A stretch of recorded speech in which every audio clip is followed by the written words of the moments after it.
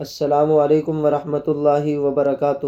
میرے محترم دوستو، عقیدہ ختم نبوت کو اسلام میں وہی حیثیت حاصل ہے جو ریڑھ کی ہڈی کو انسانی جسم میں ہر مسلمان کا بنیادی عقیدہ ہے کہ حضور خاتم النبیین صلی اللہ علیہ وسلم اللہ تعالیٰ کے آخری نبی اور رسول ہیں۔ آپ صلی اللہ علیہ وسلم کی نبوت و رسالت قیامت تک کے لیے ہے۔ اب جس نے بھی دنیا اور آخرت میں کامیابی و کامرانی حاصل کرنی ہو، اسے نبی رحمت صلی اللہ علیہ وسلم کی غلامی اختیار کرنا ہوگی۔ عقیدہ ختم نبوت اس قدر حساس اور اہم ہے کہ حضرات فقہائے کرام نے اپنی کتابوں میں لکھا ہے کہ اگر کوئی شخص تمام ضروریات دین یعنی نماز، روزہ، حج، زکوٰۃ اور دیگر اہم عبادات و معاملات میں اول درجے کا مسلمان ہو، لیکن بدقسمتی سے اسے یہ معلوم نہ ہو کہ حضور نبی کریم اللہ تعالیٰ کے آخری نبی ہیں، تو وہ بدستور کافر ہے۔ غرض یہ کہ ایمان کے لیے کلمہ طیبہ کی طرح ختم نبوت کا اقرار اور یقین بھی ضروری ہے۔ جس طرح توحید کے اقرار کے بغیر کوئی شخص مسلمان نہیں ہو سکتا، اسی طرح ختم نبوت کا اقرار کیے بغیر بھی کوئی شخص مسلمان نہیں رہ سکتا۔ حضرت امام اعظم نعمان بن ثابت رحمۃ اللہ علیہ کے زمانے میں ایک شخص نے نبوت کا دعویٰ کیا اور ایک دوسرے شخص نے کہا کہ میں جا کر اس سے کوئی نشانی اور معجزہ طلب کرتا ہوں تاکہ اس کا صدق اور کذب واضح ہو جائے۔ اس پر حضرت امام اعظم ابو حنیفہ رحمۃ اللہ علیہ نے فرمایا، من طلب منہ علامۃ فقد کفر لقول النبی صلی اللہ علیہ وسلم لا نبی بعدی، یعنی جو شخص اس سے علامت طلب کرے گا وہ بھی کافر ہو جائے گا، کیونکہ حضرت محمد صلی اللہ علیہ وسلم کا فرمان ہے کہ میرے بعد کوئی نبی نہیں۔ میرے محترم دوستو، ختم نبوت کا عقیدہ اس طرح واضح اور بے غبار ہے کہ اس میں کسی قدر تأمل کرنا بھی کفر ہے۔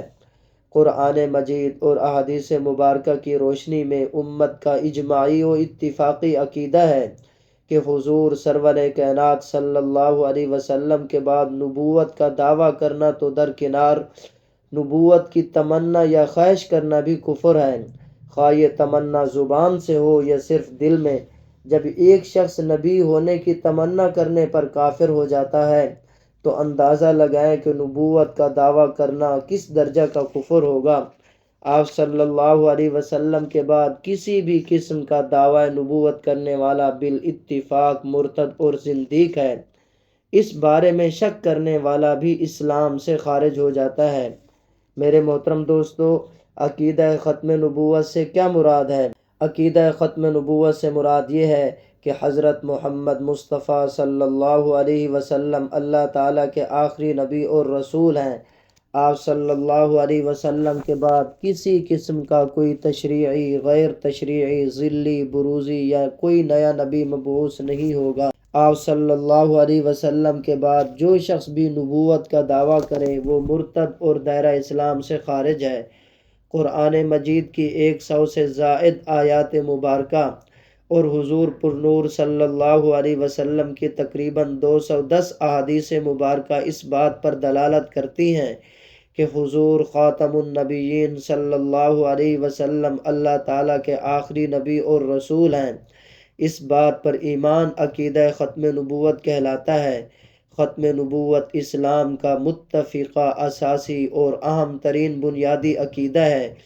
دین اسلام کی پوری عمارت اس عقیدہ پر کھڑی ہے۔ یہ ایک ایسا حساس عقیدہ ہے کہ اگر اس میں شکوک و شبہات کا ذرا سا بھی رخنہ پیدا ہو جائے تو ایک مسلمان نہ صرف اپنی متاع ایمان کھو بیٹھتا ہے بلکہ وہ حضرت محمد صلی اللہ علیہ وسلم کی امت سے بھی خارج ہو جاتا ہے۔ پوری امت کا اس امر پر اجماع ہے کہ سب سے اول نبی حضرت آدم علیہ السلام ہیں اور سب سے آخری نبی و رسول حضرت محمد مصطفیٰ احمد مجتبیٰ صلی اللہ علیہ وسلم ہیں۔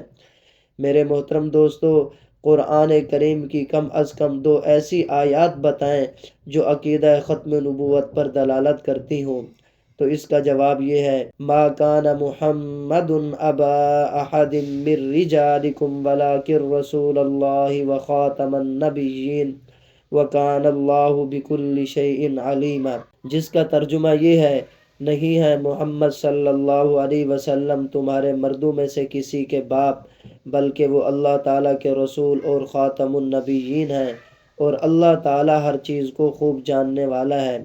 دوسری آیت مبارکہ سماعت کیجئے۔ قُلْ يَا أَيُّهَا النَّاسُ إِنِّي رَسُولُ اللَّهِ إِلَيْكُمْ جَمِيعًا۔